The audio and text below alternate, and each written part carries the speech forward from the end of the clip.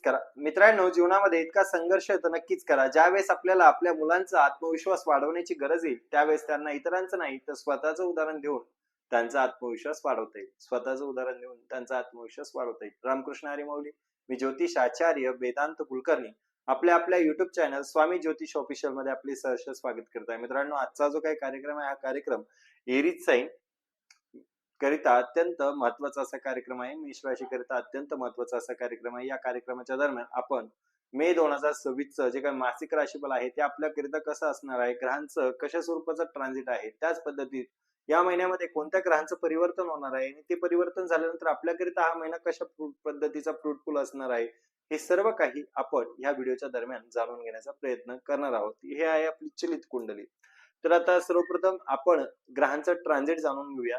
आपल्या first house मध्ये सूर्य व बुध ग्रहांचे राजा आदित्य हे विराजमान आहेत. सूर्य विराजमान आहेत. सेकंड हाऊस मध्ये शुक्र तसेच तृतीय स्थानामध्ये गुरुदेवता विराजमान आहेत. आपल्या पंचम स्थानामध्ये केतू देवता तसेच एकादश स्थानामध्ये राहू देवता जे की चाणक्य आहेत ते विराजमान आहेत. तसेच 12th हाऊस मध्ये शनी व मंगळ हे विराजमान आहेत. हे झालं ग्रहांचं ट्रान्झिट. आता आपण जे काय आहे हेल्थ विषयक हा महिना आपल्यासाठी कसा असणार आहे, तसेच त्या ठिकाणी विद्यार्थी मित्रांना अभ्यासाविषयक हा महिना कसा असणार आहे, प्रेम विषयक कसा असणार आहे, त्याच पद्धतीत मॅरिड लाईफ कशी असणार आहे, भाग्य, करिअर, बिझनेस कशा स्वरूपाचं असणार आहे हे जाणून घेऊया. तसेच मी तुम्हाला सांगू इच्छितो, जर आपल्याला कुंडलीवरती वैयक्तिक मार्गदर्शन हवं असेल, कन्सल्टेशन करायचं असेल, तर नंबर हा चॅनलच्या डिस्क्रिप्शन मध्ये तसेच या व्हिडिओच्या डिस्क्रिप्शन मध्ये दिलेला आहे, तिथे आपण संपर्क करू शकता. असो, हे झालं ग्रहांचे ट्रान्झिट. आता आपण जाणून घेऊया आपल्याला हेल्थ वाईज हा महिना असा कसा असणार आहे. मित्रांनो, ज्यावेळेस आपल्याला हेल्थचा विचार करायचा असतो, आरोग्याचा विचार करायचा असतो, त्यावेळेस आपल्याला कुंडलीचं जे काही प्रथम स्थान आहे फर्स्ट हाऊस, ज्याने आपण इम्युनिटी पॉवर कशी आहे ते बघत असतो.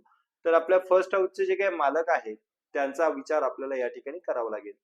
फर्स्ट हाऊस मध्ये सूर्य बुध हे बुधादित्य राजयोग तयार करून बसले. त्याच पद्धतीमध्ये मंगळ देवता जे की फर्स्ट हाऊसचे मालक आहेत ते 12th फ्रॉम इट सेल्फ स्वतःपासून 12व्या स्थानामध्ये विराजमान आहेत. ठीक आहे. त्या कारणास्तव थोड्याशा पद्धतीमध्ये डिप्रेशन, एन्झायटीला सामोरं या महिन्यामध्ये जावं लागणार आहे.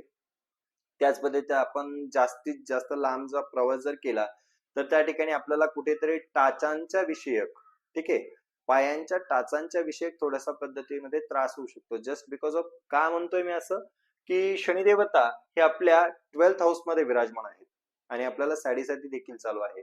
ज्यावेळेस शनिदेवतांची फर्स्ट फेज असते त्यावेळेस त्या ठिकाणी जास्तीत जास्त दूरचे प्रवास होतात आणि दूरचे प्रवास झाल्या कारणास्तव थोड्याशा पद्धतीमध्ये आपल्याला पायांच्या रिलेटेड, टाचांच्या रिलेटेड थोडासा त्रास हा अनुभवायला मिळतो. त्यामुळे त्या ठिकाणी आपण असं म्हणू शकूया की आपले जे काही मे महिना आहे, ह्या मे महिन्यामध्ये जास्तीत जास्त प्रमाणामध्ये आपल्याला झालं तर काय हेडेक होऊ शकतं. ठीक आहे, आरोग्याच्या विषयक. आणि जर जर जर म्हणतोय मी, जर आपल्याला जर काही त्रास असेल आरोग्यविषयक, तर तो जो काही त्रास आहे, मंगळ देवता ज्यावेळेस फर्स्ट हाऊस मध्ये एंट्री करणार आहे 11 मे रोजी, त्यावेळेस त्या ठिकाणी तो जो काही आरोग्यविषयक असलेला त्रास आहे तो त्रास कमी होऊन जाईल. ठीक आहे. असो, हे झालं आरोग्य विषयक. पुढे बघूया आपण अभ्यास. मित्रांनो, ज्यावेळेस आपल्याला अभ्यासाचा विचार करायचा असतो विद्यार्थी मित्रांचा, त्यावेळेस त्या ठिकाणी आपल्याला कुंडलीचं जे काही पंचम स्थान आहे आणि पंचमेश आहे, ठीक आहे, त्यांचा विचार आपल्याला करावा लागतो. तर आता पंचम स्थानामध्ये केतू देवता विराजमान आहे. तसेच पंचमेश हे फर्स्ट हाऊस मध्ये विराजमान आहेत. मित्रांनो, जर आपण एखाद्या स्पर्धा परीक्षेचा विचार करत असाल, ठीक आहे, तसेच त्याच पद्धतीमध्ये कुठे बाहेर शिक्षणासाठी जाण्याचा विचार करत असाल, तर ते आपल्याकरिता अत्यंत उत्तम पद्धतीचे या महिन्याच्या दरम्यान असणार आहे. त्याच पद्धतीत जर आपला एखाद्या पेपरचा रिझल्ट बाकी असेल, तो रिझल्ट जर 15 मेच्या आत लागला, 15 मे 2026च्या आत जर तो रिझल्ट असला तर तो तुमच्याकरिता अत्यंत फ्रुटफुल असणार आहे. असं का म्हणतोय मी, का याचं कारण की सूर्यदेवता हे आपल्या उच्चस्थ राशीमध्ये बसलेले आहे. ठीक आहे. उच्चस्थ राशीमध्ये, मंगळाच्या राशीमध्ये असलेले हे जे काही सूर्यदेवता आहे हे आपल्याला उत्तम पद्धतीचं यश संपादन करून देतील.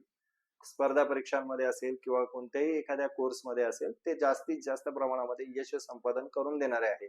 त्याच पद्धतीने ते जे काय आहे 15 मे रोजी सेकंड हाऊस मध्ये स्थलांतर करणार आहे, ग्रह परिवर्तन होणार आहे. सेकंड हाऊस मध्ये असलेली सूर्यदेवता हे देखील आपल्याला कॉम्पिटेटिव्ह एक्झामच्या रिलेटेड यश संपादन करून देत असतात. असे म्हणलं गेल्यास त्या ठिकाणी आपल्याला हा जो काही मे महिना आहे हा कॉम्पिटेटिव्ह एक्झामच्या रिलेटेड त्याच पद्धतीत शैक्षणिक वर्षाच्या रिलेटेड अत्यंत उत्तम पद्धतीचा मानला जातो. असो, आता पुढे बघूया आपण प्रेम विषयक. मित्रांनो, ज्यावेळेस आपल्याला प्रेमाचा विचार करायचा असतो त्यावेळेस देखील आपल्याला कुंडलीचं जे काही पंचम स्थान आहे या पंचम स्थानाचाच अभ्यास करावा लागतो. तर पंचम स्थानामध्ये केतू देवता विराजमान आहे. केतू देवता तर राहणार 2026च्या डिसेंबर महिन्याच्या पर्यंत केतू देवता याच ठिकाणी विराजमान आहेत. केतू काय करतात? केतू डिटॅच करतात, आपल्याला अनसॅटिस्फाईड करतात त्याविषयी. ठीक आहे, तर मग प्रेम विषयक थोड्याशा पद्धतीमध्ये बघायला गेल्यास तर आपण आपल्या पार्टनर विषयी थोड्याशा पद्धतीमध्ये डिटॅच फील करू शकतो. जस्ट बिकॉज ऑफ का म्हणतोय मी असं की सूर्य आपल्या पंचमेश सूर्य व मंगळ आपला स्वतः सेल्फ यांचं एक 12चं कनेक्शन आहे, त्यांचं 2 12चं कनेक्शन आहे. तर हे जे काही कनेक्शन आहे या कनेक्शनमुळे आपल्यामध्ये मिसअंडरस्टँडिंग, मिसकम्युनिकेशन, डिससॅटिस्फॅक्शन या सर्व गोष्टींना आपल्याला सामोरं जावं लागू शकतं. ठीक आहे, बाकी जे काही सूर्यदेवता आहे हे सेकंड हाऊस मध्ये विराजमान होणार आहे वाणीच्या स्थानामध्ये थोड्याच दिवसात 15 मे रोजी ज्यावेळेस सूर्यदेवता हे सेकंड हाऊस मध्ये येतील त्यावेळेस त्या ठिकाणी आपलं व आपल्या पार्टनरचं थोड्याशा पद्धतीमध्ये जे काही कम्युनिकेशन आहे ते उत्तम पद्धतीचं होणार आहे. त्याच पद्धतीत मंगळ सुद्धा फर्स्ट हाऊस मध्ये येणार आहे. हा जो काही रुचक राजयोग तयार होणार आहे त्यामुळे त्या ठिकाणी बघायला गेल्यास आपल्या प्रेम विषयक जर बघितलं तर हा महिना अत्यंत उत्तम पद्धतीचा आपल्याला जाणार आहे. असो, पुढे बघूया आपण मॅरिड लाईफ. मित्रांनो, ज्यावेळेस आपल्याला मॅरिड लाईफचा विचार करायचा असतो त्यावेळेस कुंडलीचं जे काही सप्तम स्थान आहे त्या सप्तम स्थानाचा आपल्याला विचार करायचा असतो. सप्तमेश शुक्र हे आपल्या सेकंड हाऊस मध्ये विराजमान आहे. सेकंड हाऊस मध्ये स्वराशी स्वतःच्या राशीमध्ये आहे, त्यामुळे त्या ठिकाणी आपली जी काही मॅरिड लाईफ आहे ते अत्यंत उत्तम पद्धतीमध्ये असणार आहे. शिवाय वाणीचं स्थान आहे ते वाणीच्या स्थानामध्ये असलेले शुक्रदेव हे आपल्या नातेसंबंधांमध्ये मधुरता प्राप्त करून देतात. तसेच पुढे बघायला गेल्यास 14 मे पर्यंत हे अत्यंत उत्तम आहे, परंतु असे असले तरी देखील 14 मे नंतर शुक्र हे आपल्या तृतीय स्थानामध्ये गोचर करणार आहे. तृतीय स्थानामध्ये असलेले जे काही शुक्र त्यावेळेस असतील त्यावेळेस त्या ठिकाणी आपल्या पार्टनर आपल्याला एवढा वेळ देऊ शकणार नाही, जस्ट बिकॉज ऑफ त्यांचं कार्यस्थान हे वाढणार आहे.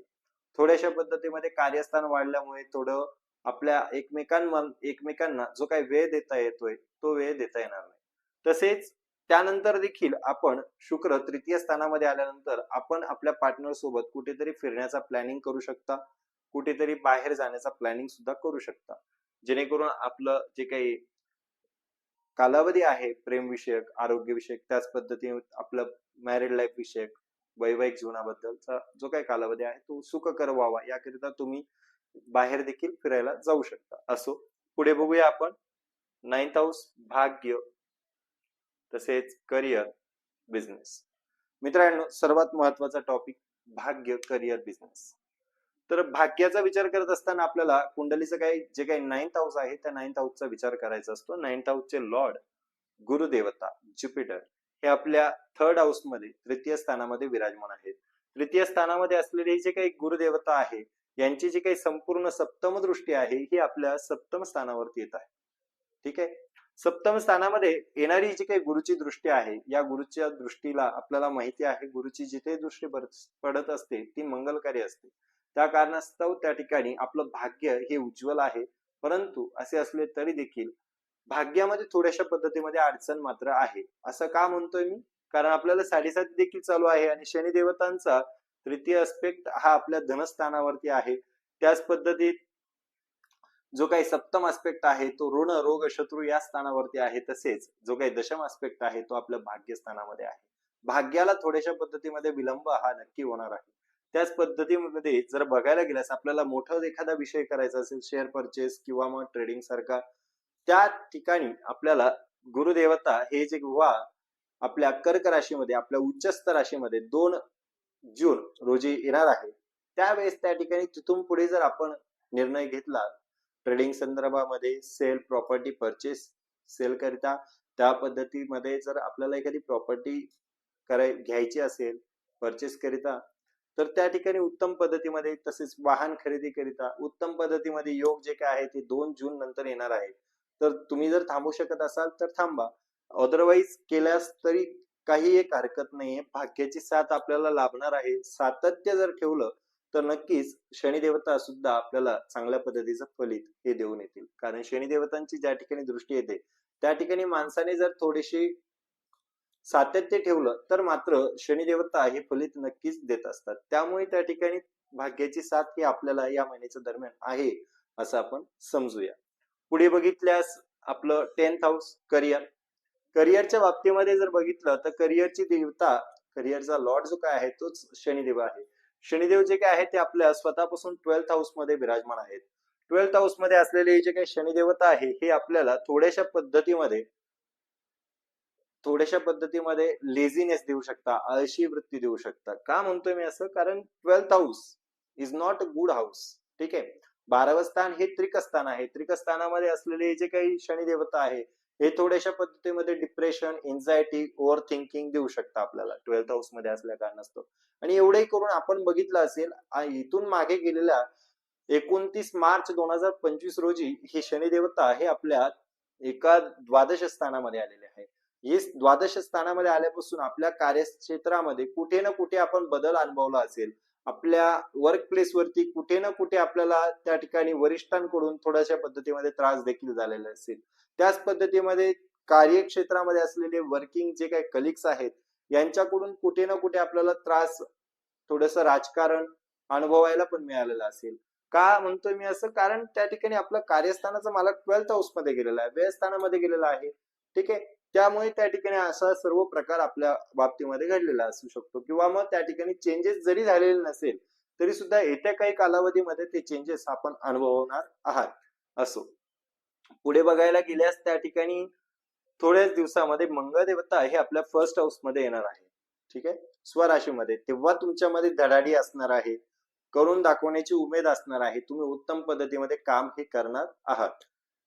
आता देखील उत्तमच आहे, परंतु त्या ठिकाणी वरिष्ठांकडून त्रास सोडला तर मात्र अत्यंत उत्तम पद्धतीमध्ये ग्रहमान आहे. पुढे बघूया आपण बिझनेस. मित्रांनो, ज्यावेळेस बिझनेसचा विचार करायचा असतो त्यावेळेस त्या ठिकाणी आपल्याला ओव्हरऑल सर्व ग्रहांची स्थिती जाणून घ्यायची असते. आपल्या सेकंड हाऊस मध्ये असलेली जी काही शुक्र देवता आहे, फर्स्ट हाऊस मध्ये बुधादित्य राजयोग आहे, त्याच पद्धतीमध्ये शनी, मंगळ हे आपल्या 12व्या स्थानात आहे, तर गुरु तृतीय स्थानामध्ये आहे. हे सर्व ग्रहस्थिती बघता आपल्या बिझनेसच्या दृष्टिकोनातून अत्यंत फ्रुटफुल असा हा महिना असणार आहे. तसेच बुध जो काय आहे तो सप्तम दृष्टी ही आपल्या सप्तम स्थानावरती देत आहे.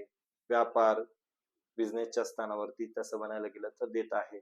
पार्टनरशिपच्या स्थानामध्ये देत आहे. शुक्र देखील रिसर्चच्या स्थानामध्ये देत आहे. त्यामुळे ज्यांचा कोणाचा बिझनेस असेल एखादा कॉस्मेटिक संदर्भामध्ये, कारण शुक्र स्वराशीचा आहे, लक्झरियस गोष्टींच्या संदर्भामध्ये ज्यांचा बिझनेस असेल, फर्निचर, ठीक आहे, अशा संदर्भामध्ये बिझनेस असेल किंवा मग कॉस्मेटिक्सचा बिझनेस असेल, त्याच पद्धतीमध्ये ज्वेलरीचा बिझनेस असेल, अशा स्वरूपाच्या बिझनेसवाल्यांना हा जो काही महिना आहे तो अत्यंत उत्तम पद्धतीचा आहे. त्याच पद्धतीमध्ये पुढे जर बघितलं, शुक्र देवता हे आपले 14 मे रोजी तृतीय स्थानामध्ये गोचर करणार आहे. त्यावेळेस ज्यांचा एक्सपोर्ट इम्पोर्टचा बिझनेस आहे त्यांना अत्यंत उत्तम पद्धतीचे फलित या महिन्याच्या दरम्यान जाणून मिळून जाणार आहेत. असो, हे झालं ग्रहांचं ट्रान्झिट, सर्व काही अशा पद्धतीचं फलित तुम्हाला या महिन्याच्या दरम्यान मिळणार आहे. तर आता अजून चांगल्या पद्धतीचं फलित मिळण्याकरिता आपण काय करावं, उपाय काय करावे ते सर्व मी सांगतो. ओम प्राम प्रीम प्रोम सह शनिश्चराय नमः या बीजमंत्राचा 108 वेळेस जप करायचा आहे. का म्हणतोय मी असं? कारण आपल्या व्ययस्थानामध्ये शनी देवता विराजमान आहेत, 7:30 चालू आहे, त्या कारणास्तव शनीचा जप जो काय आहे तो केला पाहिजे. त्याच पद्धतीत नित्य बजरंग बाण पठण केला पाहिजे किंवा अतिसंकटकाळीच पठण बजरंग बाण करावं. त्याच पद्धतीत शनी महात्म वाचल्यास उत्तम, हनुमान चालीसा नित्य पठण करावी, हे सर्व उपाय करावे. असो, हा महिना आपल्याला मंगलकारी जाऊ. रामकृष्ण हरी. श्री स्वामी समर्थ.